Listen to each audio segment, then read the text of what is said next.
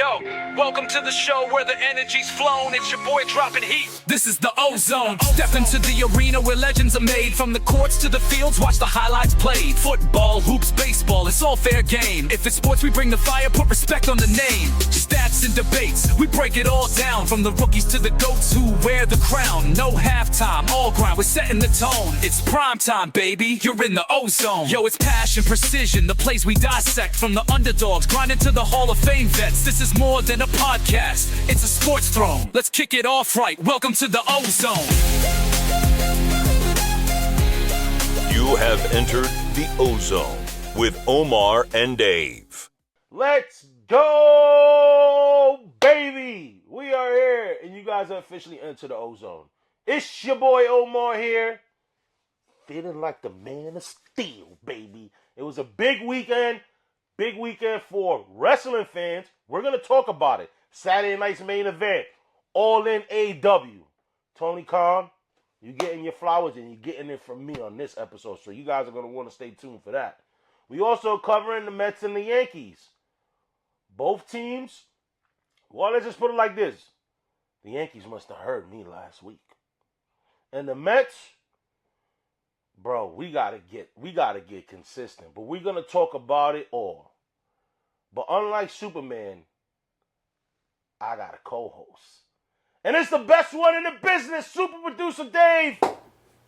It's a new week. How are we feeling? Feeling good.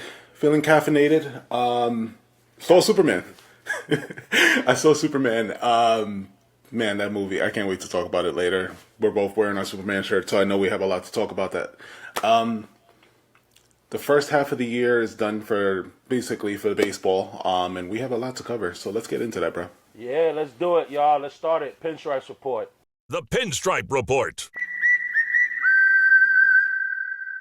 All right, y'all. This is a Pinstripes Report. This is where we cover the Bronx Bombers and the Yankees this week. Brother, they must have saw the short that you produced so well and edited and made, because the Yankees found a way to win 5 straight since the last time we recorded.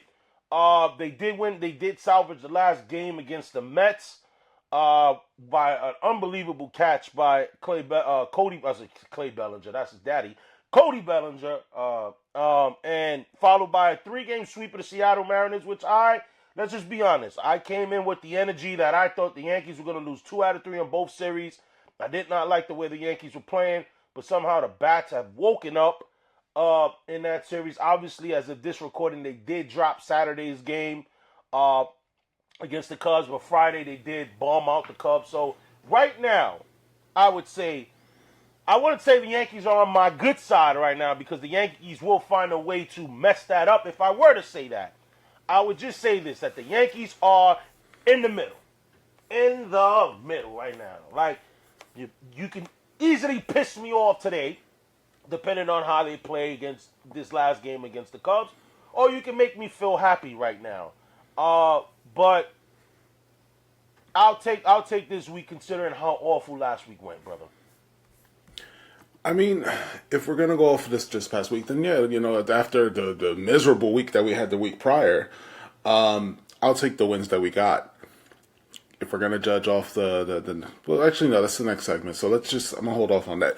The Yankees have a lot of improvements to make, and, hopefully with the deadline approaching, as you said, it's at the end of July, not beginning. I don't know what got in my head that made me think that.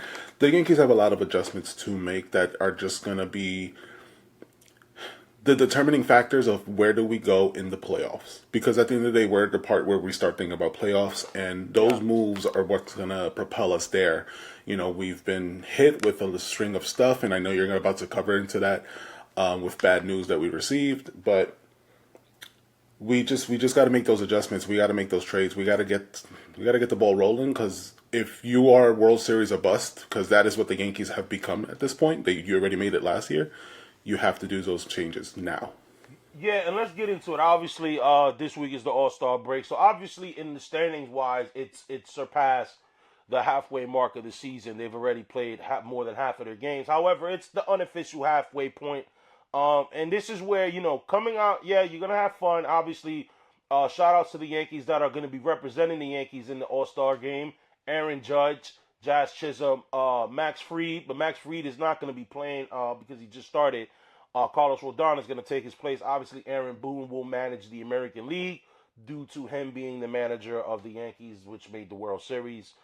Dave Roberts is managing the National League. The deadline is the 31st, brother, and you touched on it. Obviously, we've got the news that Clark Schmidt is out. Tommy John surgery. Max Fried got a little blister where it kind of messed him up on Saturday, and I don't think that's a big deal. I think when guys, guys who throw the curveball and that sort of thing, and you're spinning it, you're known to get blisters. I think he'll pull through that one. But let's get on, brother. Let pull up the graphic right now of and these are the moves. This is the list that us at the Ozone has constructed. Obviously, it may not be original. These are players that are right now linked to maybe possible targets that the Yankees should go for. Obviously, Brian Cashman spoke this past week, talked about that the Yankees are going to be aggressive at the trade deadline. Before I go down, this list right here, I don't know how much trust I have in Brian Cashman when he says things like that, because Brian Cashman is always a but followed when he says things like that. I would hope that they're going to be aggressive. I think that the Yankees over-evaluate their prospects too much.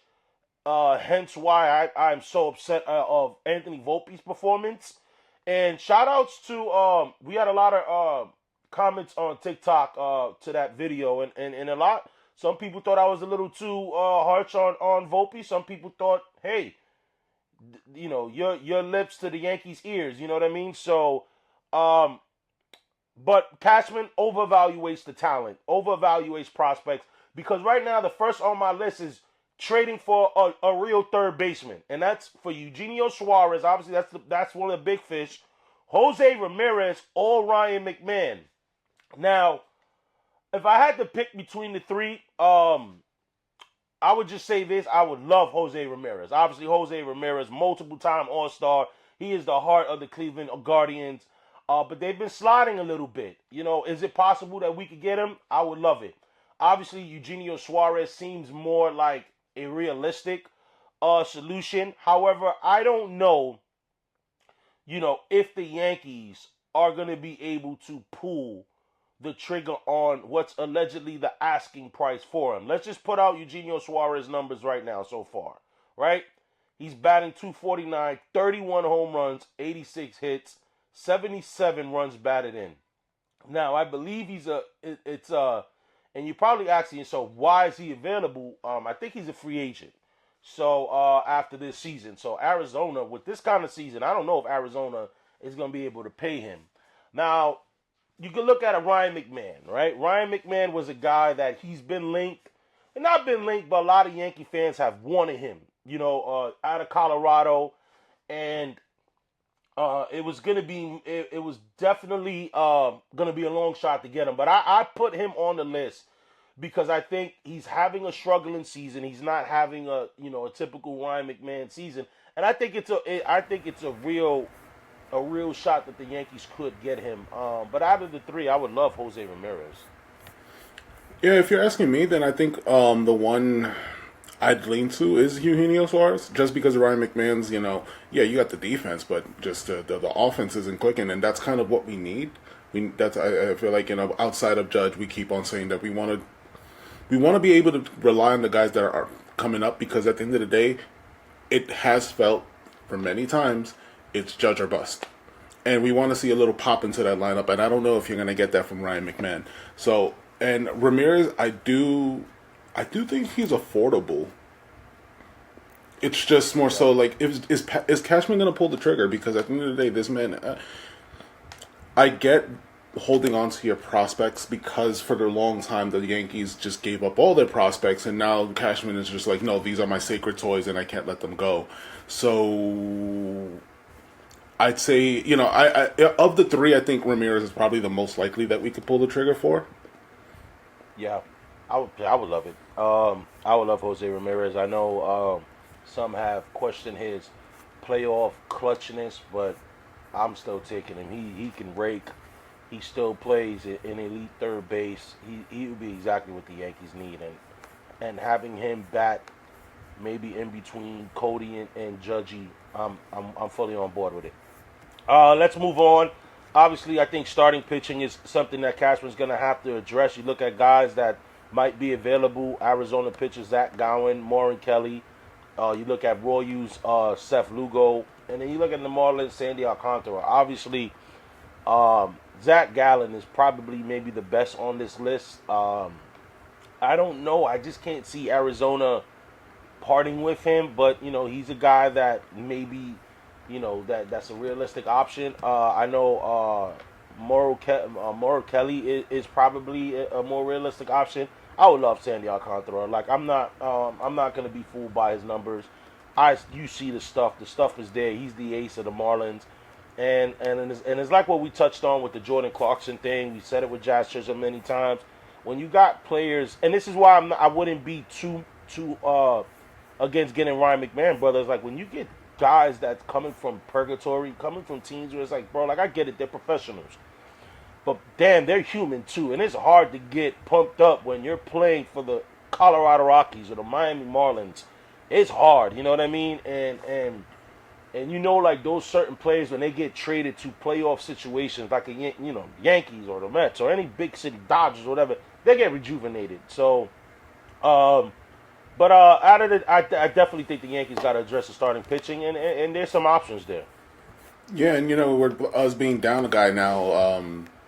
The Yankees got to make a move. Like, at the end of the day, yes, we keep going back to, like, we need the second half to click. We need to go into the postseason, and we do need that other arm. Like, it's Max Fried, and we know what we're getting out of Max Fried. But and Rodon has been solid for the year. Like, I'm not going to say he's absolutely I'm going to count on. But he's done better than what we thought. He had a bounce back start though against Chicago. He had a bounce back start. He's an all-star. I agree 1,000% with you. He's performed a lot better this year than we expected him coming into this season. I'll say that. Yeah. But we do need someone else, and I feel like, you know what? If I had it my way, ahead. I want the Yankees. Like go ahead. If I had it my ways, the Yankees make a pull for two. Don't just go for one. Pull for two starters. I think it's possible. I think if you, especially if they can work out a big deal. I've seen some mock trades. Them working out big deals with Arizona and possibly getting Suarez like a big haul from Arizona, but that's going to require you sending a big haul to Arizona, and I think that's where we hit that bump in the road because Cashman, sometimes, like we said, Cashman overvaluates prospects too much. Lastly, and it fits, I think the Yankees need to add another bullpen arm. I don't trust Mark Leiter worth for nothing. Obviously, Johnny Loizaga, Johnny Lasagna, man, has not been pitching to his standard. Devin Williams is, like I said, you just don't know what you're gonna get from Devin Williams. Luke Weaver has looked better. I have confidence in Luke Weaver. But then you got guys like Ian Hamilton. There's a lot of question marks with this bullpen.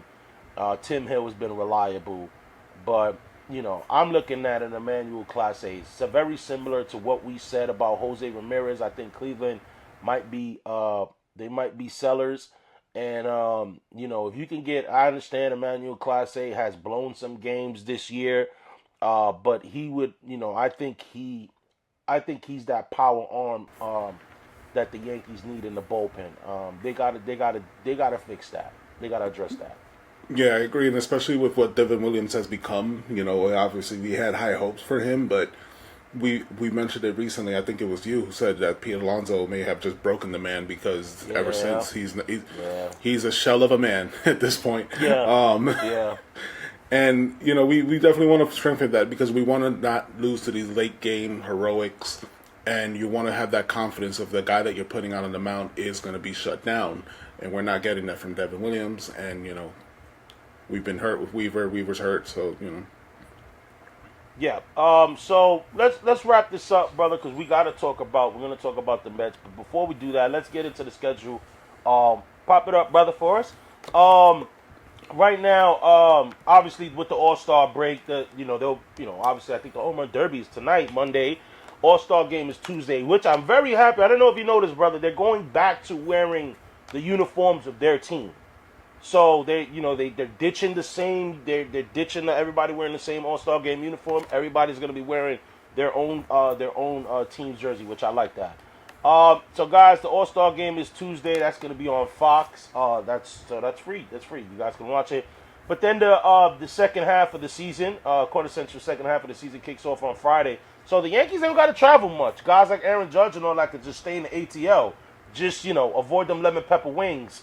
Josh Chisholm, because Judge doesn't give me the vibe that he would be. And if you know, you know. If I mention lemon pepper wings in Atlanta, you kind of know where I'm referring to. You know who probably needs some lemon pepper wings? That'd Let's be send funny Volpe out there. Let's send Volpe over there.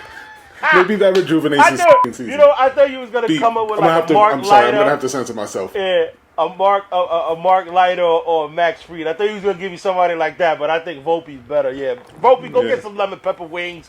I'll beat myself. I'll beat myself. Yeah. Volpe's got me upset. I missed it. So, but all right.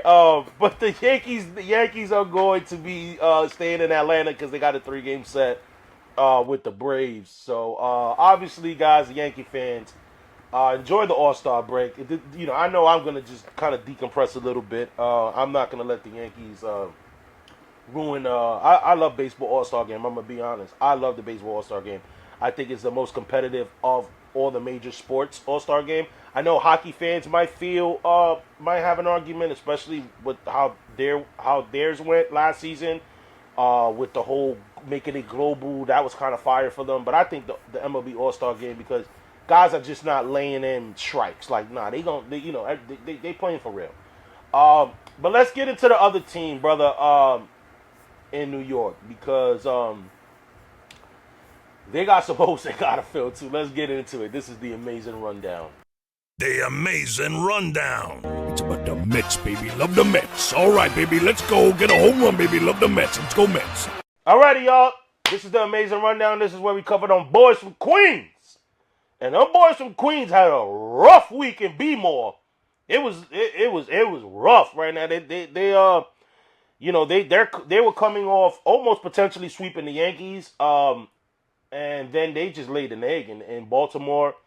I don't know what was going on, but like I did say, I had said that their offense are going to give them issues. The pitching, not so much, but the offense, and that's what it did. The bats showed up in Baltimore, swept the Mets. But then the Mets bounced back with a comeback win in Kansas City. And then, obviously they win a close win on Saturday. Obviously, as this recording, we don't know if the Mets will sweep the Royals. However, they did win the series, and that is good news heading into the All-Star game. I will say this, like we did with the Yankees, let's acknowledge the Met players that will be representing the New York Mets, baby, in the ATL. Francisco Lindor, Pete Alonso, Edwin Diaz, and David Peterson, well-deserved David Peterson, as he's replacing, he's a All-Star game replacement. So no Juan Soto? No Juan Soto, and I want to talk about this. I'm gonna be honest. I don't know how you feel towards it, bro, because I know you've, with Juan Soto, you have your reservations with Juan Soto. I think that's a bunch of crap, man. I think Juan Soto deserved to be in the All-Star game. I understand he had a slow start to the season, but you look at the numbers, and you look at guys like Fernando Tatis, you look at other guys that made it from his position. I'm going to be honest, Met fans do better. Like, I understand you're upset about Juan Soto, but what the hell Josh Chisholm and the Yankees got to do with it? Like, there was some Met fans that, they were comparing Juan Soto's numbers to Josh Chisholm. First of all, Josh Chisholm is going in as a second baseman. Josh Chisholm is in the American League.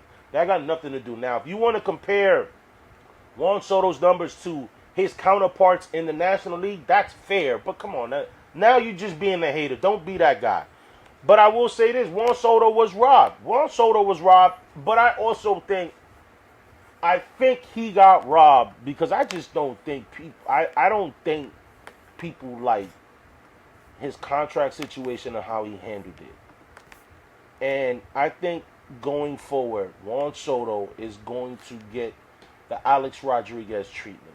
And I say that because Alex Rodriguez, although he was making multiple All-Star games, when he signed that record-breaking deal at that time with Texas, it really rubbed people the wrong way because it showed, well, you just want the money. You don't want to win. Now, obviously, it's two different situations. Juan Soto essentially got his cake and eating it too, because he got the money and he also went to a team that's looking to win. It's not like at A-Rod when he went to Texas where you knew it was just fully for the bag. But I'm rambling. Basically, Juan Soto did get snubbed. And Juan Soto should be represented in the All-Star game. I don't know how much to feel, because I know sometimes like fans vote with their heart and what they're feeling at that moment. And I feel like Juan Soto just hasn't been that person in their heart. I can say if there was an All-Star game at the end of the season in the way that I see Juan Soto trending, that would probably feel different, and people are very much slaves to the moment. So they got their passion ahead of them, and that's why Juan Soto got snubbed. You heard his comments though about it? Can you bring it up just for the fans? So basically they brought it up. So Juan Soto was asked about being snubbed. Did he like it or whatever? And he basically, I'm paraphrasing, he said, well, what do you think? I'm losing money. And that I can see that rubbing people the wrong way, bro. Yeah, because at the end of the day, you have an $800 million contract. Yeah, a lot of it is guaranteed. Yeah, most of it is guaranteed. So now, I know there's incentives in his deal. I'm not sure if it's All-Star game appearances. I'm pretty sure it is. But I think it definitely rubbed people the wrong way, because I know some Yankee fans that are still not over the fact that he left to go to the Mets. Some had a parade about it and like, oh look, you see, told you he was going to wherever team was going to give him the dollar because that's all he cares about. Now I will say this, I don't know if he was trolling. I mean, these guys are human, brother. They're reading the tea leaves, they're reading Twitter, they're seeing that's the narrative. So maybe he said that as a joke. I personally don't think that's the case. I think his motive is money, 100%.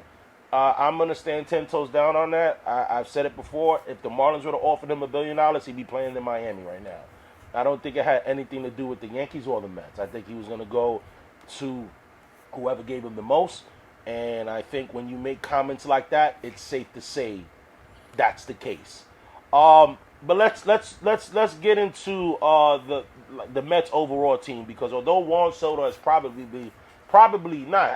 has been the brightest spot for them in the month of June and now the early days of July, this Mets team got a lot of holes that they got to fix as well. So Dave, pop up the graphic here, brother. And we made a list of moves that we feel like the Mets should address at the trade deadline. And some of them are the same as the Yankees.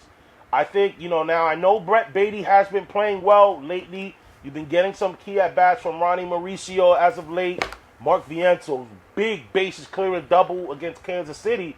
However, I do think that the Yankees, I do think the Mets need to add another bat, another big-time bat. I think Eugenio Suarez might be that guy.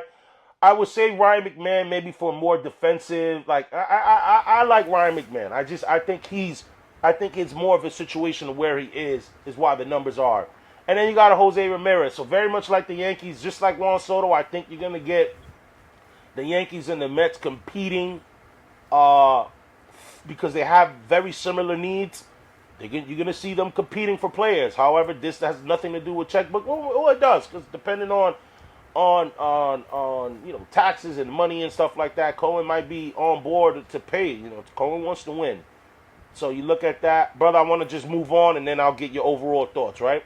So then you look at the starting pitching. Obviously, we know the Mets right now need starting pitching.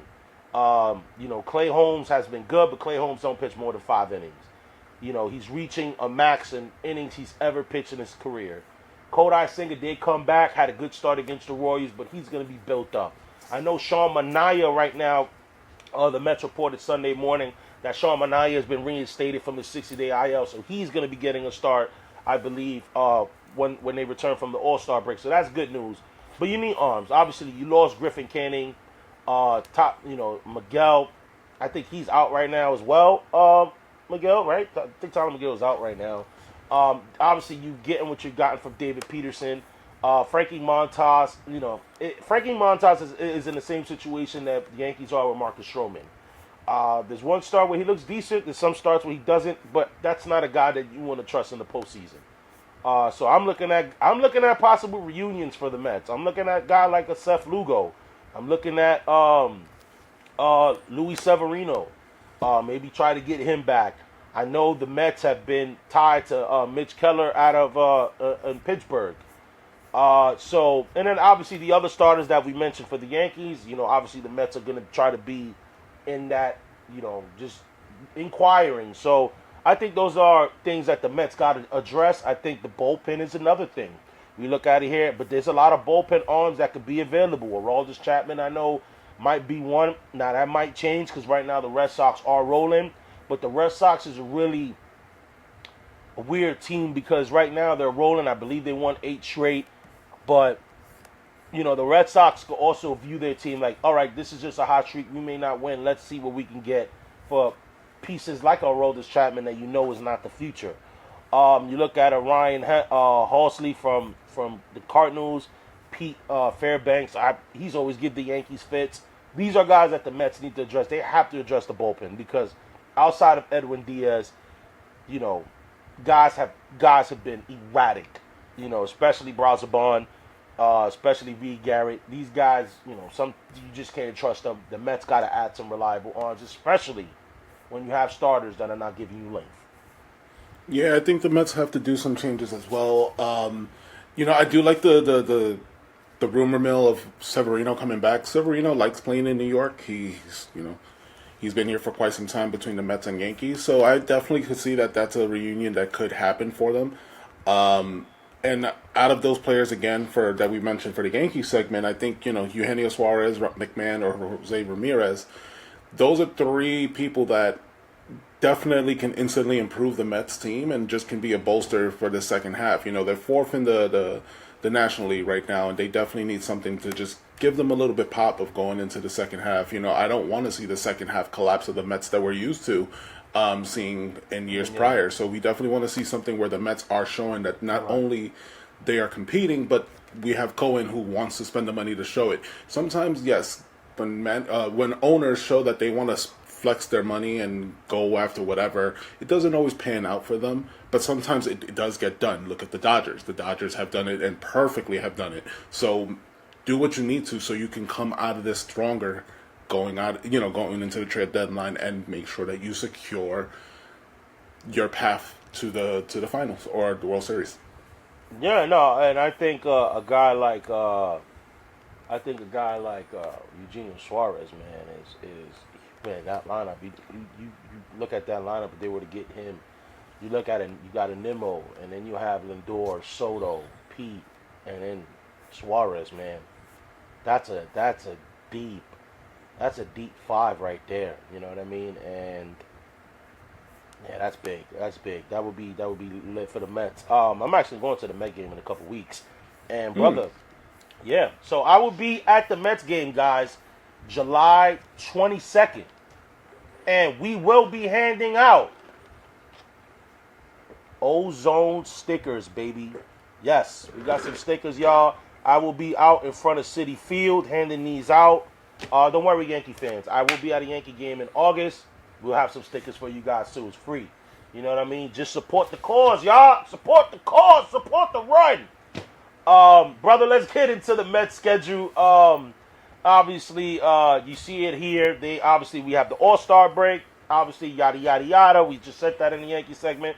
And then they have a 3-game set with the Cincinnati Reds at home. That ought to be a fun series, brother, because Cincinnati has been a surprising team. They're 2 games right now of this recording. They're 2 games over 500. They gave the Yankees some fits. You know what I mean? I like their team. I think that's going to be a fun series. We didn't pick Yankees Braves. I think that Yankees, just to go back, Yankees. I got the Yankees winning 2 out of 3 in that series. And I also have the Mets winning 2 out of 3. I think, coming back home, I think Sean Manaea is going to get one of those starts. It's gonna be cool in City. Yeah, I think They're 7.5 games behind in their division in the Central. But they're a little closer to the wild card.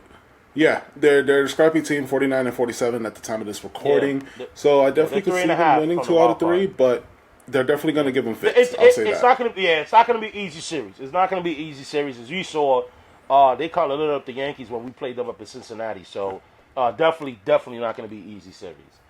But guys, like I said in the monologue, we had a big week of wrestling. Big weekend of wrestling. Let's get into it. Let's talk some wrestling. Give me a hell yeah. What? All right, y'all. Let's talk some wrestling. We are talking some wrestling, guys. We had a big weekend. We had a big weekend as we had AEW All-In and WWE Saturday Night's main event. Headline big matches, main event. You had Hangman Adam Page versus Jon Moxley for the AEW Championship. WWE's countering with the return of Bill Goldberg versus Gunther. And brother, let's talk All In. Let's talk the bigger event. Obviously, All In is quote unquote AEW's WrestleMania. Just before we get into the matches and that stuff, my overall take on All In was I loved it. I thought it was a good show. It's now the longest. Actually, the longest pay-per-view. I think it broke WrestleMania 35. I believe it has. Is what I read. I thought it was a good show. Obviously, where there's some matches that maybe could have been on Dynamite or Collision, 100%. But I get the reasoning. It's very similar to what WWE does with WrestleMania. They want to try to get as many people on the card and kind of reward them for the work that they've been putting in throughout the year. But shout outs to Texas.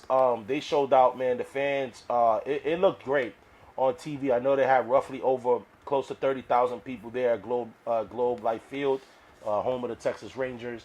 But I thought it was a phenomenal show, brother. Yeah, I think Forbes has it listed as that they sold tickets distributed with 25,671. This was written by Forbes it was updated July 12th. So yesterday, last night, and then they had 1,561 tickets left. So pretty good. And from what I've seen from the camera angles, they did a really good job of showing a lot of seats weren't sold. It's a 40,000 seat stadium, so they did a really good job of not showing those empty seats. I'll say that. Yeah, and the way they set it up is that so it's over 25. Yeah, they had over 25,000. The way they set it up is that the seats that were not sold obviously was behind the set. So I think I truly think that's how they wanted it to be presented. Obviously, I think they would make the stage smaller if they would have sold more. But that's nothing to sneeze at, man. When you're doing a stadium show, that is not an easy feat. I think we're so accustomed that WWE does it so often that we just think it's regular 45,000. No, even when WWE does it, it's impressive. It's very. You think about it. You're getting 45,000 people to watch wrestling. So if you get 25, 30, that's nothing to sneeze at, man. That is a great feat that I think Tony Khan and AEW should applaud themselves for. Let's get into it, y'all. Obviously, you had the 0 Hour, you had the Big Boom, boom, double chocolate cookie. That guy and the Rizzler. I love the Rizzler, man. That little fat kid, man. He got swag. He got Riz, that's what they would say. As Big Boom, AJ, and I think they had a 6-man match or something like that. Going on, and it was cool to see. And pin that because we're gonna bring that up later on. What was that? Oh, against Don Callis. Just pin that because I'm gonna bring that up. What you gonna bring back? What the Big Boom? Yep. Yeah. All right. I'm excited. You got me now. I thought I had the damn thing here. Hold on, guys. Let me give me a little. Give me a little sec. And then you had the 0 Hour. You had FTR versus why am I drawing a blank on these guys? The old school guys. God. Those guys that I'm over. Yeah. What was is gonna come at me? The Outrunners. Yeah, so that was a good match. Obviously, FTR won. Shout outs to Stokely. Man, I love when you see good heel work. And that's exactly what it was. We saw great heel managing of how helping FTR cheat. I loved it. So let's get into the actual card itself. Obviously, they opened up with the Ops versus the Death Riders for the Trios title match. It was a good match. It's one thing about AEW multi-man matches that that they're gonna deliver. They're gonna be all over the place. The refs are gonna lose control of what's actually going on. So that's what tends to happen in AEW multi-man matches.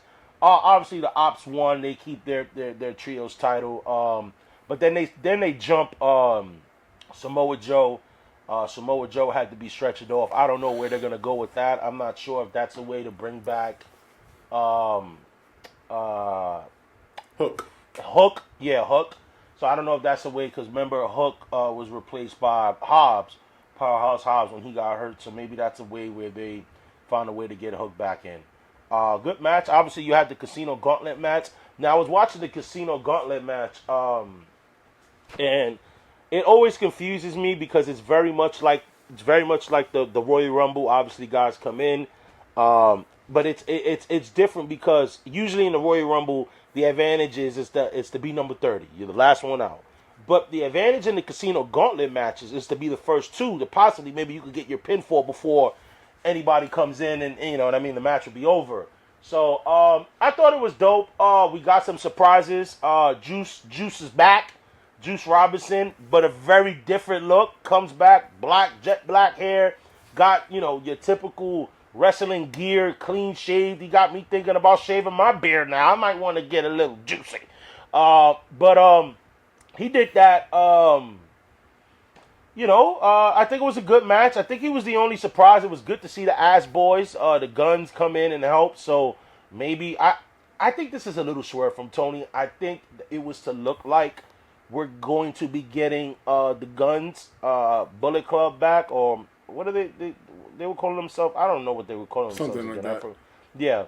I think that's going to be a swerve. I think there's a reason why Juice Robinson changed his look. And I think that's something that we're going to see maybe in a future Dynamite or Collision. But brother, MJF won it. MJF won the men's Casino Gauntlet match. My guy. Now he has it. Now he has a contract rewarding him. He has a contract now as a number one contender for the AEW title match. What was your thoughts on that, bro?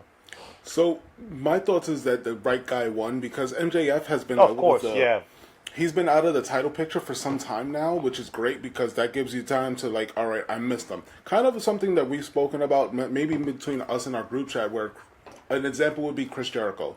You saw Chris Jericho so much that you're just tired of him. That the fact that if Chris Jericho comes back this Dynamite, you're like, oh, I kind of miss Chris Jericho. Thank you. You've been away for some time. But MJF out of the title picture just to bring that back. MJF out of the title picture just makes it so much that it's just like, all right, this is why this guy was one of the top guys in the wrestling business, not just AEW, in the wrestling business, that he's there, and you're gonna see a lot of good stuff between him and Hangman. I think we're gonna get a lot of content, a lot of material, a lot of stuff to talk about to just go back and forth between the group chat and bring to the show. So the right man won, and he picked his spot, and he got to win. I like it. Yeah, I like it too. Obviously, MJF is a big star. You know what I mean? And you definitely want to see where this is going with the Hurt Syndicate. Because he tried to position himself to get in, and it's going to be really interesting where that goes. Because obviously, you can tell that it's not going to end well. It's not going to end with it's going to end with MJF always has a plan. He always has a plan. And so it's good to see that, obviously him winning it, and now we'll get to it when we get to the main event. I can't wait to see that matchup. Let's move on. Guys, we got a little bit of bad news, though. Before the show kicked off, we learned that Adam Cole, the original scheduled match for the TNT title was Adam Cole versus Kyle Fletcher. But obviously Adam Cole shared that he was not cleared to wrestle. Obviously Adam Cole has been dealing with a lot of concussion issues in his career, especially as of late, the last couple years. And it seems like, brother, he's going to be out a very long time. He did mention that. He didn't want to mention the big R word, which is retired.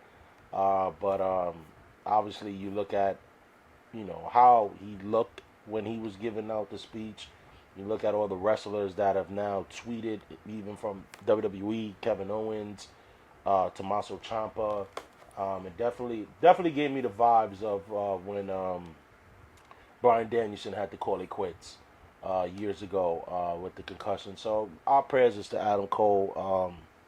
I know I like Adam Cole. I know I've always been one to critique his physique. I've always felt like he, you know what I mean? But at the end of the day, Adam Cole has been one of the best wrestlers in the world, the last 10, 15 years. So, to see his career get cut short is deflating, brother. Yeah, the good thing is that with Adam Cole, with potentially having the possibility to retire, there has been so much growth in what wrestlers can do outside of being in the ring, that Adam Cole's one of those guys that you can have him back there writing, you can have him coaching guys up, you can have so many things for Adam Cole available that can help. And you hate to have his career short, because one thing with maybe the last 2 to 3 years with Adam Cole is the potential of what storylines could have been because of him and his health. That has taken that him out of that. So I do. My heart goes out to Adam Cole. If that's what's happening, and he's not going to be able to compete as much as he used to. But there are so many opportunities that I do hope we get to see more of Adam Cole in other capacities in this.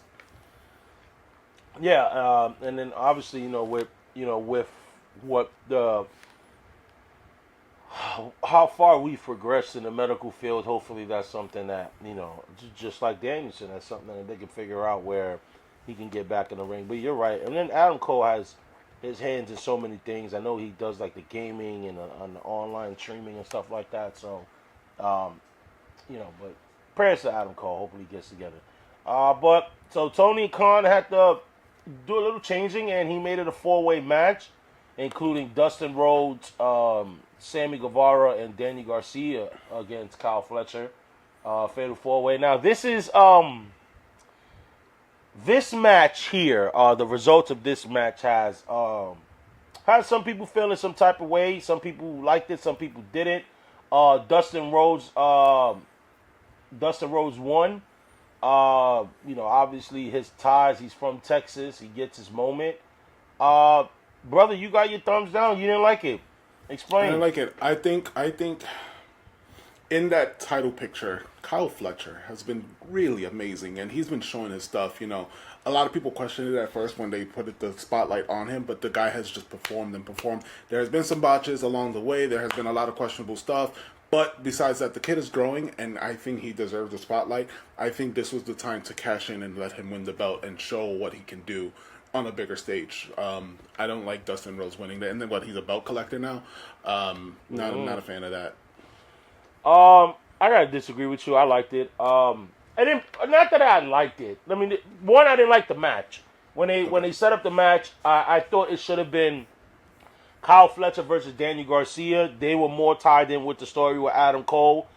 Daniel Garcia obviously was the last TNT champion. He's who Cole beat, so it just made logical sense. Have the guy that Cole beat for the title against the guy that was the number one contender. Obviously, adding Dustin Rhodes and Sammy Guevara, I think was just more of them being from Texas. I think the Dustin thing winning didn't bother me because this is a guy that had his blood, sweat, and tears into this business. And I know Wells has said he didn't deserve a moment, but I think he did. When you look at his career, I don't think he's ever had a moment where it's like, you give your flowers to him. Although he's never, had the career of his dad, Dusty Rhodes. Dustin Rhodes has had a phenomenal career. Everyone knows him from his days as Goldust. And that character's gonna live on in wrestling history forever. You know what I mean? Yeah. So I thought he deserved it because I also think, brother, he's a transitional champion. He's not gonna be champion for a while. let's just be honest, the TNT title hasn't really been treated well. It hasn't been looked at as an important title. So obviously Dustin winning it didn't make me feel a type of way, because I do think this is going to make Kyle Fletcher even look more like a monster. They'll give him more of that big heel feel, because he's going to beat the crap out of Dustin and win the title. But I do get your reasoning. I think that, those big stages should be for a guy like, hey, a coming out moment for Kyle Fletcher. But I'm okay with Dustin having that moment, I guess. I'm okay with your disagreement, because Dustin Rhodes does deserve his flowers. I'm totally with you on that, and he does a lot for AEW's locker room, especially for the women's. I wanted Kyle Fletcher to win it, and we'll see. Yeah. He's definitely going to get his moment. I mean, he has plenty of time. Should everything stay healthy, just because we're speaking about Adam Cole. So should everything work out, Kyle Fletcher has so many years ahead of him that he will get his spotlight. I felt like that was the right move for him. Yeah. So the next match we got is the Young Bucks versus Ospreay and Swerve, and the Young Bucks won. No, they won. Yeah, why? This is written wrong. I'm like, no, the Ospreay and I know what I saw. I could have sworn Ospreay and These notes here from Forbes are saying that the Young Bucks defeat Will Ospreay, and I'm like, no, I could have swore I saw the Ospreay and Swerve win. Obviously, it was a great match, all over the place. The Bucks, man. The Bucks are just they're one of the best tag teams, man. And then Ospreay coming in with the Assassin's Creed theme. Obviously, Swerve comes out, West Side Gun. You know what I mean? No, the West Side Gun came out for the Hurt Syndicate. My bad. Yeah, it was a good match. I will be honest. I was on and off. I was transitioning from leaving my house when this match came up. I did see the end. But obviously, you got four great performers in the Young Bucks, Will Ospreay and Swerve Strickland. I don't think anybody was going to be disappointed. I give definitely the match got a grade A for me. Yeah, and you removed the Young Bucks as the EVPs as a result of the losing this match. There's a lot of spots, and honestly, I wish that wrestling, because it happens with both AEW and WWE, their content gets flagged whenever we put their videos on our thing, and I would love to put the spots that we're getting, especially as we're talking about it, because you guys, there's a lot of people who don't watch AEW who don't know how good the wrestling can be. They think too much about WWE and the storylines and the big guys that they know, but they don't realize the wrestling that they're missing out on. And I wish I could post it, because this was a match full of spots that people would just be impressed, and I can definitely have eyes glued to AEW if they were to see more of this. So if you can get a chance to look back at this match, it was really good. I know I will. Yeah, phenomenal match, and obviously, as you said, the stipulation was if the Ospreay and Swerve won, the EVP titles would be stripped from the Young Bucks, and I think if the Young Bucks would have won, Swerve and Ospreay they would have lost their chance of going for the title for a full year. I like how they put a full year. You don't want to do what they did with Cody Rhodes early, where Cody Rhodes put that stipulation that he couldn't attempt to go for the world title if he didn't beat Jericho. So I like that. Let's move on. We have the women's now Casino Gauntlet match, and that was won by Athena. I liked it. I was going for Megan Bayne. I love Megan Bayne. She's got the look. She's getting better every time I see her in the ring. Obviously, but I thought the men's I felt was more predictable. You felt like it was going MJF. I really thought here, I think multiple women would have had a real legit shot. I thought Willow could have had a legit shot at winning. Chris Statlander could have had a legit shot winning. Megan Bayne, Mina Shirakawa, because Tony's been pushing her so much. And it was Athena that won. Athena, the longest reigning Ring of Honor Women's World Champion. She's very much like I feel like Dustin Rhodes. She deserved that moment. She has put a lot of work, and unfortunately, because she's in Ring of Honor, there's a lot of people that haven't seen how great she is. And then when she was Ember Moon in WWE, she really never had moments to show that. But if you watch Athena, she's one of the best wrestlers in the world, and I'm happy that she got it. And very similar to MJF. We're going to get to the who won the women's title match, and the winner, I'm very excited to see that particular person against Athena. So, great match. Honestly, I would have loved Julia Hart to win this one. And because of the winner of the women's match that we want to get into, I'd love to see Julia Hart and her just do some promos. So the right woman won, but personally, I would have loved if it was Julia Hart. I'm a big fan of her. She's just in the last 3 years, if somebody's reinvented themselves and made something out of themselves, I put it at Julia Hart as definitely like the top 5 of those people. Yeah, the only thing is that Tony Khan got to be a little consistent. I know it was 14 individuals that came out for the men's gauntlet, and then for the women it was only 12. Obviously, we didn't really get any big surprise entrants from either. I would say for the men's, it was probably the biggest surprise was Juice. But for the women, I thought maybe we could have gotten maybe a Britt Baker, but obviously that's a mess of a situation. So not sure we'll ever see her again. But let's move on, brother. We got the Hurt Syndicate that they went against the Patriarch and Jet Speed. I'm not a big fan of miscellaneous tag teams. I know, the pairing of Mike Bailey and Kevin Knight has been a thing. Obviously, those are two guys that can go. But what I will like, I love my tag teams to look like a tag team, and they did that today. They did that in All In. They got gear that looked the same. So, all right, if you're going to give me a miscellaneous tag team, you're going to give me now this mixed tag team name.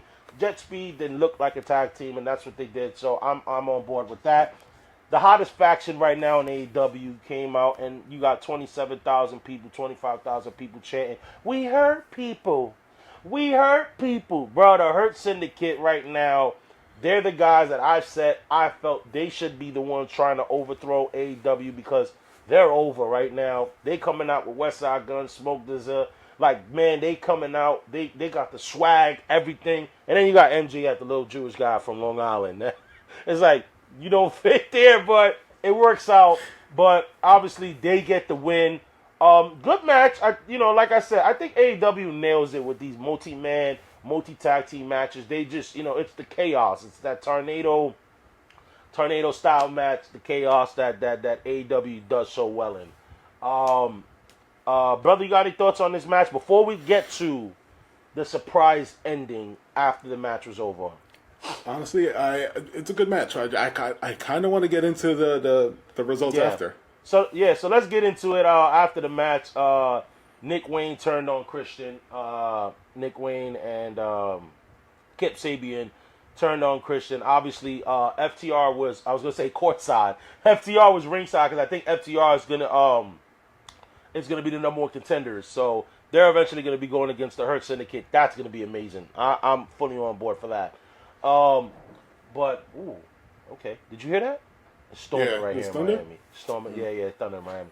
But they were about to bring the thunder to Christian as Nick Wayne was going to hit him with the concerto. And then we get the return of the Rated R superstar Copeland, as formerly known as Edge. I thought he was going to come out as Edge because I know, a couple months ago that WWE did not renew the license on Edge, so Edge could use the word Edge.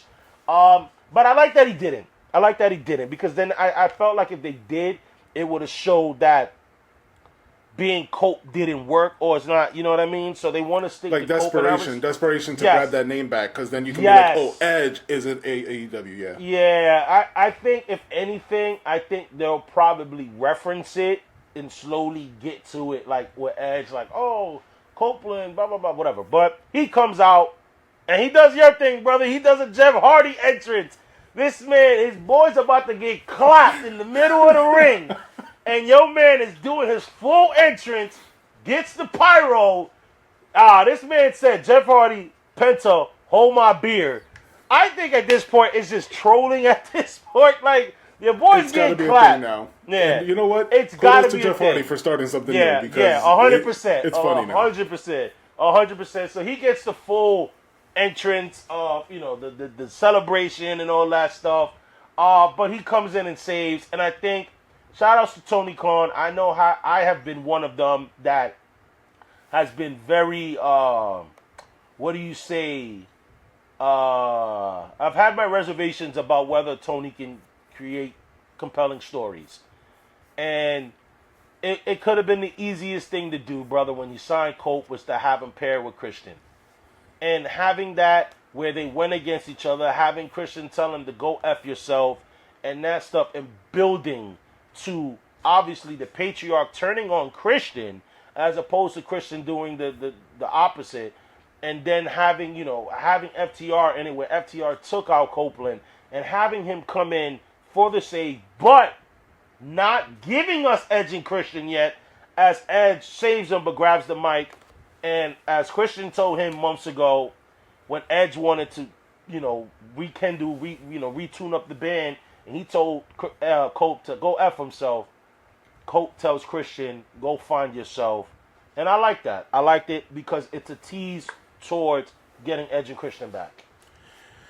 I like it because it's the I guess it's the final note on that chapter of the patriarchy with Christian, and I am one of the people who has been a huge fan of Christian's reinvention of himself as Father of the Year, and it's been a role that's definitely just been like, man, this at the height of that patriarchy run, there were times that we were just questioning like, yo, Christian, you're wildin', but we love it, and I like it that it's coming back to Edge and Christian and kind of like rekindling the fact that we can get them at least one more final run of them together. Two guys who have shown that they can do it together, but they can also do it individually by themselves and on their own. And I'd like to see that one final run, like the one final tour. And these guys are free agents or ish. I don't know. Bring back the Hardys just for or something like that. I'd love to see a Hardys and thing. As much as that's slow and we were like these guys need to retire. I'd like to see one more run from them rather than see somebody. We're gonna get into retirement rather than see somebody else who got a retirement match that doesn't deserve it. Obviously like that was good to see. Let's move on to the one of the three co-main events that Tony Khan has said himself. And I think this was the big match. You could tell they were gearing up for this for months. And that's Timeless Tony Storm versus Mercedes Moné, the CEO. Obviously, man, this was a big match. These girls tore it down.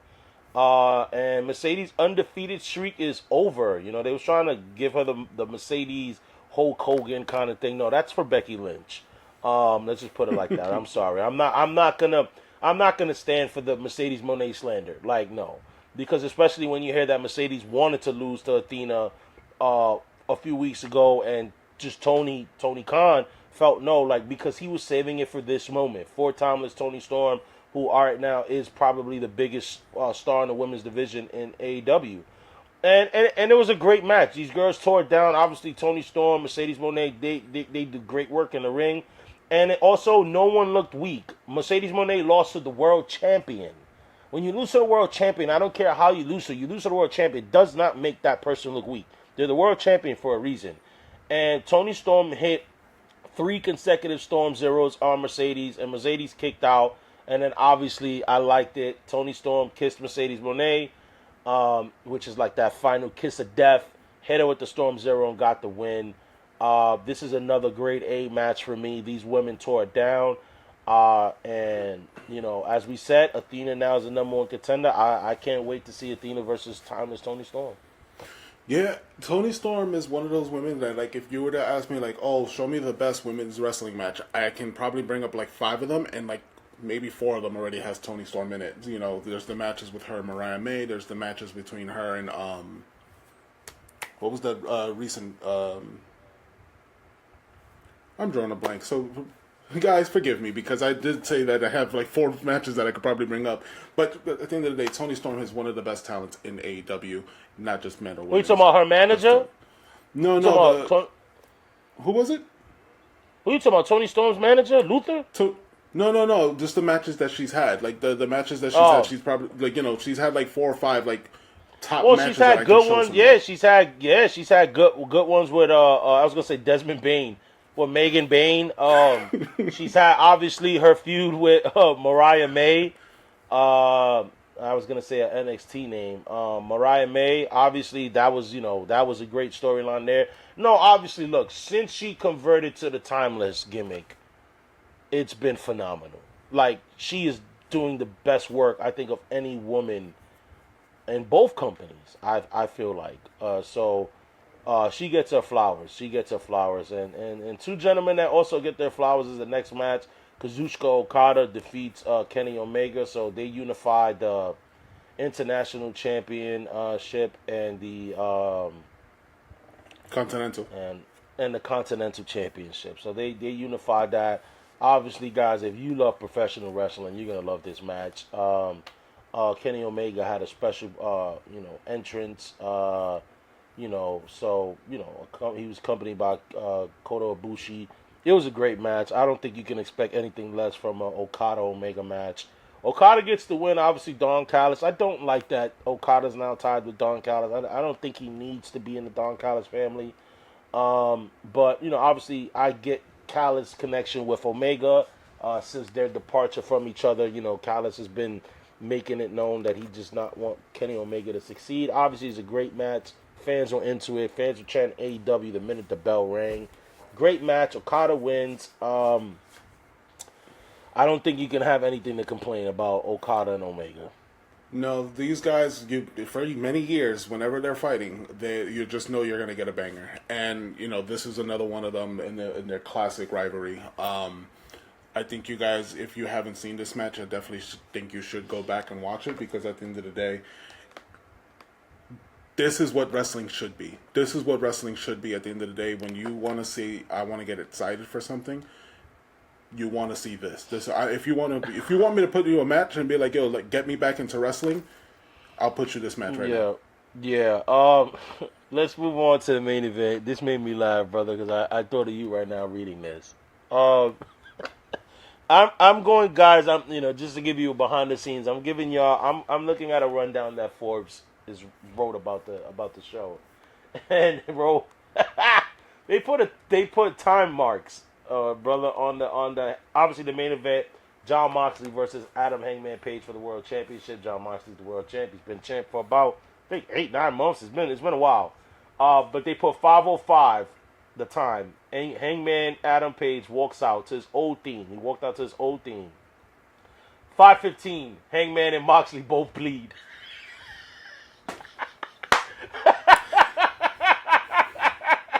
So it's like 10 minutes, the guy's already bleeding. Obviously, guys, they had a Texas Death Match, and the rules by the Texas Death Match was win by knockout or submission. So no pinfall. I'll say this. While I was watching this match, with some friends. And obviously, they were gentlemen that haven't watched wrestling in a while, weren't familiar with AEW and that sort of stuff. And, I'm just telling them about, Moxley, even before the match started. I'm like, look, AEW is definitely more geared for and more adults than WWE is. And I was like, you're going to like this match. This match is a match you're going to like, because you're going to see a lot of the gimmicks. You're going to see a lot of the barbed wires. And they liked it. It's safe to say that they liked it. I loved it. I'm going to be honest. I thought, like I said, I have been a big stickler when it comes to Tony Khan and his ability to, like I said, to write compelling stories. But I'm gonna be honest, and and I hope we have. I know we might have people who just are team WWE and AEW, and I'm gonna put it like this: if you loved WrestleMania 40, when Cody beat Roman and all these stories tied in with Seth and all that, I don't know how you can't like this with Adam Hangman and the connections with Swerve and the beef they had, and Swerve and Hangman vowing to one another that I'm never going to let you be world champion. You know what I mean? You see the connections between the Bucks and Moxley and Ospreay and that sort of stuff. And you see all that culminate to this, where Swerve gives Hangman the chain. Do it. Because it's a bigger picture. We got to get the Death Riders out. You know what I'm saying? Like, all those stories culminated into one. You know what I mean? And it helped. And then you get Danielson coming out. The return of Bryan Danielson coming out Well, that's where the Death Riders origin started. When Moxley beats Danielson for the title, turns on him, and that created the format. And then you get Hangman, winning and gets the big ovation, gets that moment that, and you can see it in his face. You know what I mean? When he's taking the title out of the briefcase. And shout outs to Tony Khan, man. The small touch, the side plates, brother. I don't know if you're gonna be able to get the image of it. But the side plates of the world title was still Bryan Danielson side plates, which tells you Moxley won the title and didn't give a damn about changing it. Just put it in the briefcase, locked in key, and that's what he was carrying for 8-9 months or whatever the case may be. Jim Ross was back on the call. I know Jim Ross, we goof about Jim Ross and his little freshness and his little fresh comments that he says towards the women, his little creepy self. But I've always said this, and I remember it was one of my first tweets when I signed on Twitter, and he liked it. When Jim Ross is calling a match, it makes it feel big time. Because we don't get it a lot. So when he's on the call, yes, he is not the Jim Ross that we've, loved it, when him in his days with Jerry Lawler. But when he's on the call, he makes the match feel so big. And that's what he did. This was a great match. I think Jon Moxley is the heart of AEW, though. He carries that banner. And speaking of that, you got the return of Darby Allin, another guy that the Death Riders took out, and Darby helped. It was dope. I loved how everything came together. And Hangman is the right guy. I'm happy that they pivoted because I think they were gonna aim towards Ospreay. You saw that, but they just saw the organic push that the fans were doing with Hangman, and you could tell that Tony was like, all right, we got to put Hangman in this match and not Ospreay, and that was the right call because the fans ate it up, and he had his moment with the world title. I think that this was okay. So the last match with Okada and Omega was, I dubbed it as the match to get people back into wrestling if they haven't watched wrestling in a while. If you are a fan of wrestling, if you love wrestling and you're not pro one side or pro the other side, and you just love wrestling, this is the match you want to see. Because this is tying everything. It's tying the wrestling. It's tying the storylines. It's tying all the drama, the antics, the people who have been involved in it. This is everything culminating, and this is a story that, let's be very honest about this, bro. We were tired of the Death Rider storyline. We were over this 100%. About 3 months ago. So the fact is that at the end of it, we still could be excited about it, and not just because, yes, it's over, but more so like how it paid off, how it finished. This is what you want to see when it comes to those storylines. Same thing with the Bloodline. The Bloodline in WWE, we were over it, but when it finally ended, or the way that it ended with Roman Reigns losing the belt, it was like, oh, this was really, really good. This paid off really well. So this is one of those examples of if you love wrestling, if you love everything, every part of that, because sometimes we criticize AEW for not having enough storytelling, like you've mentioned, and all about wrestling, and then vice versa with WWE. This was one of those matches that you get it all. You just grab your popcorn, grab a snack, and just sit back and relax. And if you can't eat during it, whatever, fine. Just enjoy the match. Yeah, it was a good show. It ran a little long, but obviously it was a great show. You get your money's worth. You get your money's worth for AEW pay-per-views. That's one thing. And, they're long, but they're good. Pause. You know what I mean? Like, they're entertaining. They're not like those.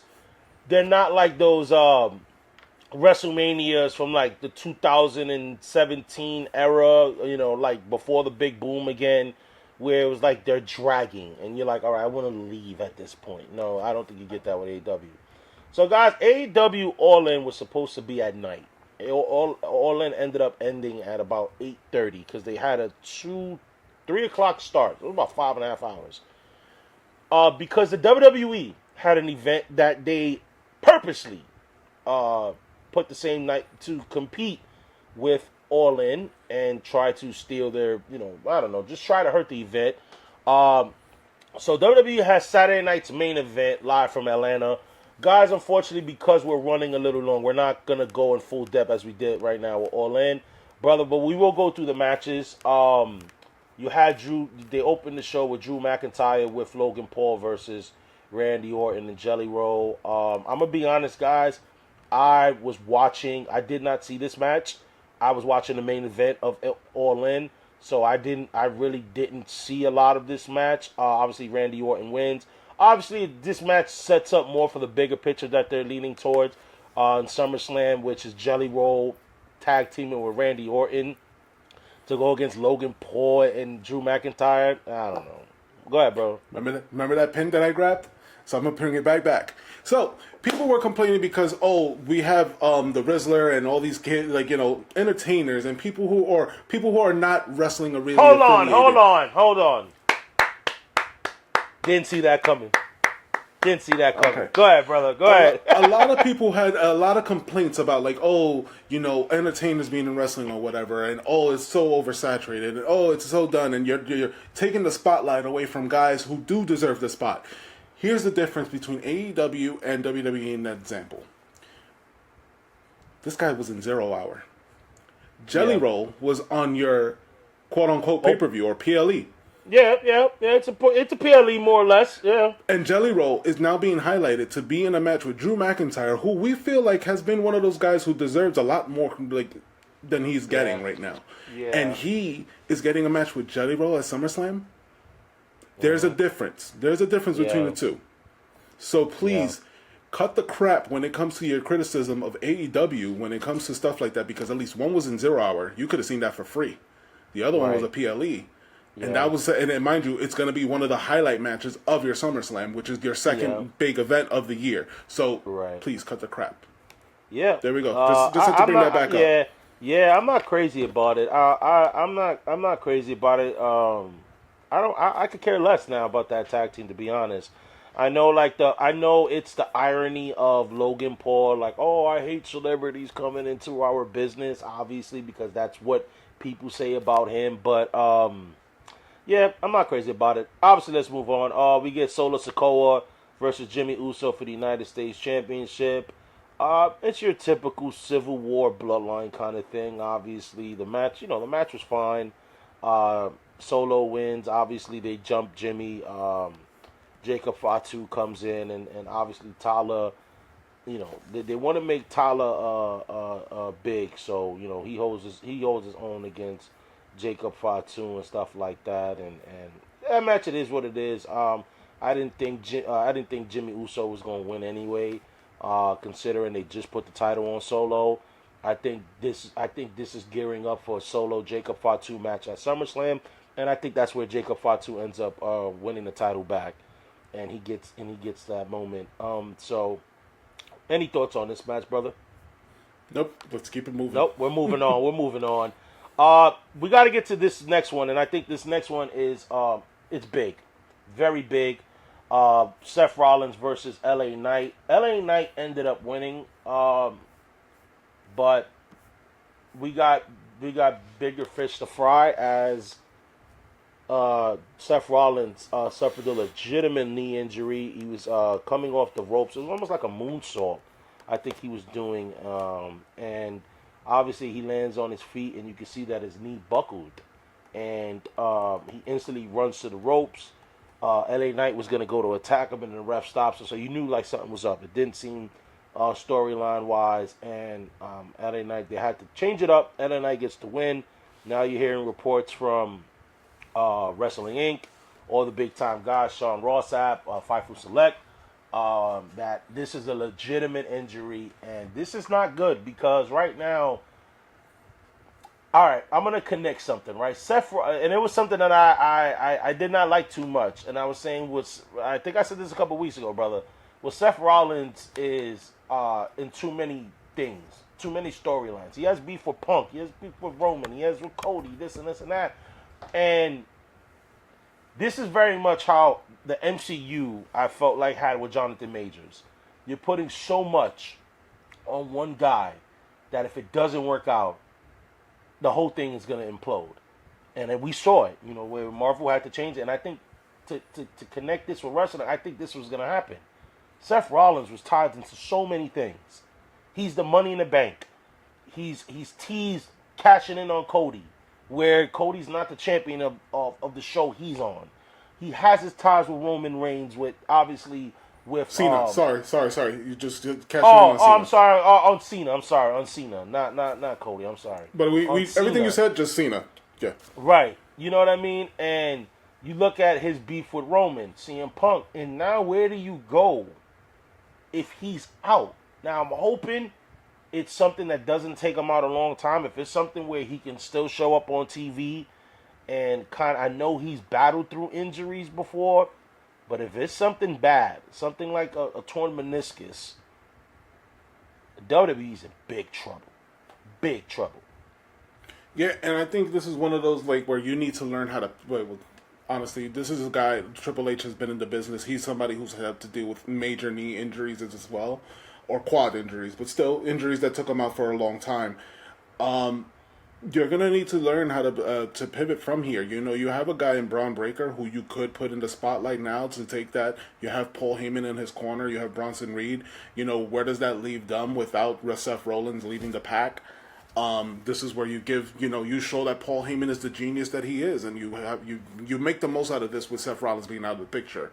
But there is a lot of tied in with Seth Rollins, like you said, and this does leave a lot of things in limbo. I mean, this week is, I guess, the week that we're going to find out where does it pay off from here, because they got a lot of damage control to do right now with no Seth Rollins. Yeah. Who knows where they go? Yeah, that's going to be a tough one. Obviously, more to come. But let's get into the main event. Obviously, Gunther goes against Bill Goldberg. And the funny part that I mentioned, brother, when I was setting the AEW, I was watching it with some friends that haven't watched wrestling in a long time. And it's funny, one of them had mentioned, like, yeah, I watched it when Bill Goldberg was there. And I'm like, ha-ha. I'm like, Bill Goldberg's wrestling tonight? He's like, no way. I'm like, yeah, he's wrestling tonight. So I get it. Like, and that's the one reason why I understand why WWE put Goldberg in this slot. Obviously, you wanna take as many eyeballs off AEW All In as you can.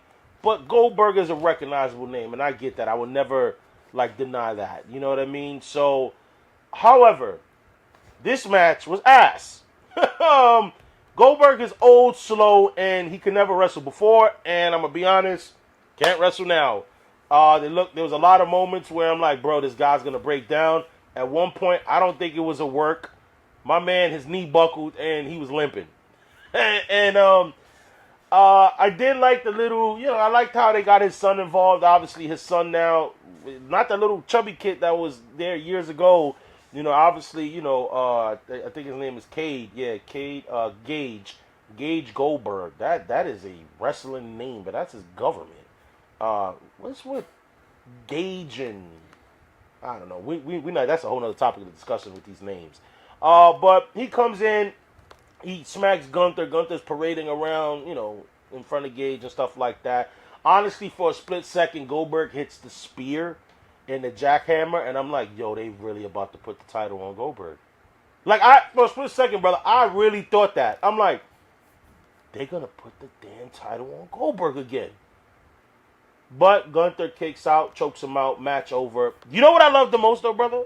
Did you get a chance to watch the main event Saturday? Because I know you would watch the Superman, so I know. Yeah, okay, yeah. Brother, the most glorious thing happened. Right, match is over. Goldberg's gonna get his moment. Grabs the microphone. Credits. Peacock cut it. Bro, cinema. Absolute cinema. Yo, I already know for a fact. I know now the video is out.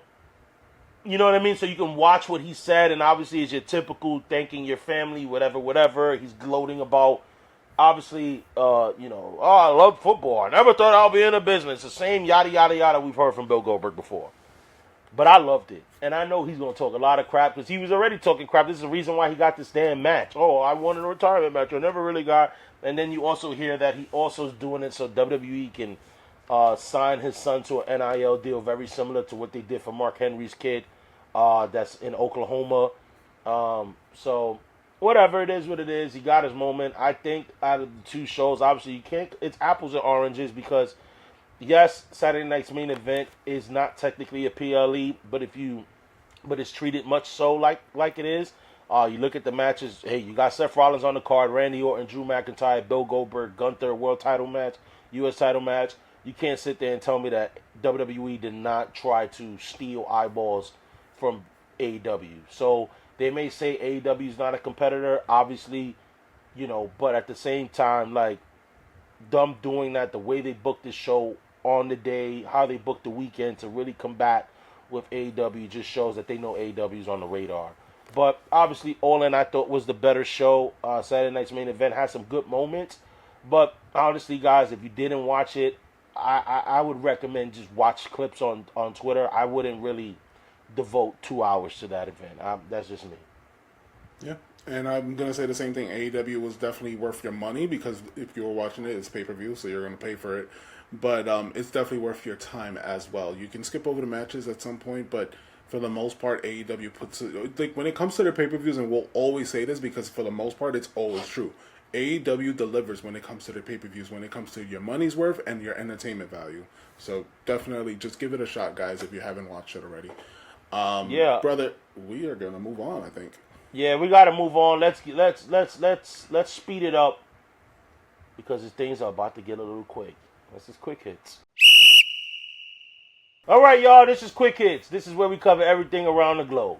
The hits come at you so quick you don't see it coming. Brother, the reigning NBA champions, Oklahoma City Thunder, are locking in their future. Finals and regular season MVP SGA, Shai Gilgeous-Alexander, has agreed to a 4-year, $285 million Supermax extension. J-Dub, Jalen Williams, is securing the bag too, inking a 5-year extension as well, worth $287. Chet Holmgren joins the party as well. He's getting a fully guaranteed 5-year deal. That's $250 million. So, brother, that's a combined $822 million committed to those three guys. Brother, is this the next NBA dynasty in the making, or is Thunder and did the Thunder just secure their dominance for the next 10 years? To answer your first question, so let's see, is this the next NBA dynasty? I mean, they have the potential of it. They're all young. They're all locked to contracts for a long time, so these guys definitely have the potential. Chet Holmgren had a rough start to the beginning of his career, but now he seems to be playing healthy and great. I think this is a great signing for OKC and their future ahead. For your second part, did they secure a decade of dominance? Absolutely. There's no question about it. As long as these guys are healthy, they should at least secure their spot as far as like playoff picture going forward for the next couple of years. Yeah, I think. Yeah, hold on, just quick question. I think all three secured the bag. I think it was cool. I liked it. However, they're going to be $25 million over the second apron after next season. That's something to look out for. We'll keep an eye on that. All right, speaking of extensions, news broke this week that Phoenix Suns superstar Devin Booker has agreed to a 2-year, $145 million maximum contract extension, keeping him in Phoenix through the 29-30 season, and the deal marks the highest annual extension salary in NBA history. Do you think he's worth that kind of money, and what does it do for what does this mean for the Suns moving forward? You know, it's funny. I'm a big Devin Booker fan, but a friend of mine's pointed out to me this week. What has he done? What has he done? Nothing. Do you see his game? Do you see his game evolving from what we've seen? Yes, he is a phenomenal talent. Phenomenal talent. But I love him on the Knicks 100%. However, I don't think Devin Booker can be the number one guy. Phoenix is a mess. They have to sell tickets. He's so stubborn. He wants to be like Kobe. He wants to be a one-team guy. Whatever. You got your money. Congratulations. Yeah, I think this was the wrong move for. Just quick thing, I think this was the wrong move for Phoenix, and I think that owner, he had big intentions when he bought the team. He's stubborn, bro. He's stubborn. Clearly, we can see that this guy may have to end up selling the team himself because he's not making the right decisions since he's taking over. So, yeah. But let's keep it in the NBA, brothers. It's officially set. The groups are officially set for the Emirates NBA Cup. All 30 teams are randomly chosen in the groups of 5, based on their standings of last year. Our New York Knicks has landed in Group C, and they're going to be in the same group as the Bucks, Bulls, and the Heat, and the Hornets. Brother, on paper, right now, do the Knicks have a smooth path to Vegas, or is this going to be a little tougher than we think? I think on paper, at this current standing, the way these teams are constructed, yes, they have a pretty smooth path to Vegas. I don't think the Bucks, Bulls, or Heat, or Hornets have anything as far as contention to us, but we still have a few months left to going into the next season, so as of right now, I will say the Knicks have the smoothest pass. What do you think? Same. It's on paper. This looks like an easy trip to Vegas for the Knicks. All right. Dana White confirmed that Jon Jones is officially out of retirement and back in the UFC's testing pool. Whoa, that was quick. I wonder who predicted that one, right, brother? But with all the past drama and antics of Jones, can we fans really trust this comeback? What do you think, bro? Nope. Because we said it a couple weeks ago when we pointed out that he retired. Jon Jones doesn't know what he wants to do. Obviously, I think a lot of it has come up now with, obviously President Trump has said he wants to put a big show next year on the grounds of the White House. Jon Jones instantly tweeted that he would love to be a part of it. It's not a coincidence now that he's back in the drug testing pool. But I'm going to be honest, would I love to see him fight? Of course, 100%. But at the end of the day, I don't trust anything that comes out of until I see it. Jon Jones is one of those, I'll believe it when I see it. And I'll believe it when it actually is Jon Jones coming out to the ring, because leading up to it, he could test positive for drugs like the day of. So right. Until I see him coming out to the ring, right? And the bell actually rings. Right, and then then, I still hold speculation that he's gonna fight. But Jon Jones is one of the best, and I hope we'll see what happens, brother. Right. So lastly, bro, Superman dropped this weekend and overperformed. Man, they raked in over $22.5 million from the previews of at the domestic box. That's the highest preview total of 2025 so far and the biggest of James Gunn's career. Now, according to Deadline, it's being reported that Superman Saturday is coming in around $37 million. That's over 34%, which is indicating a $123 million opening for James Gunn and Superman. And brother, we both seen the movie. What's your thoughts? Brother, this movie was amazing. Like, honestly, when it comes to James Gunn, there is not much doubt has been placed in my mind when it comes to comic book characters, aliens, making you feel for stories, for enjoying the music, all these little notes that make a James Gunn movie or product, because Peacemaker is a TV show, but he made us also feel for that as well. There's nothing that makes me question that James Gunn could get it done, and Marvel did drop the bag. They let him go too early, and that man could have carried your Avengers franchise going forward. So, this was an amazing movie.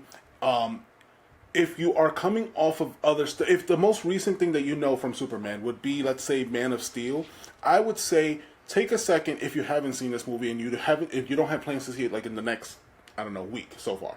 I would say another thing I could recommend for you is a show that really, really ties in for this show.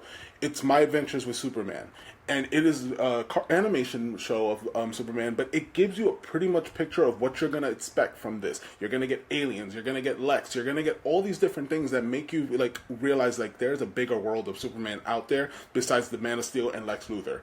So that prepared me, as far as most recently, of what I was expecting for this Superman movie. James Gunn has also put a bunch of stuff in leading up to Superman of what recommendations he would say to read if you want to get into Superman before going into this movie. But My Adventures of Superman is an animation, so if you like that, I would recommend that because it's really, really good. And this prepares you for this movie, which was just amazing. Gunn hits all his notes. He makes the immigrant theme is definitely loud and clear in here,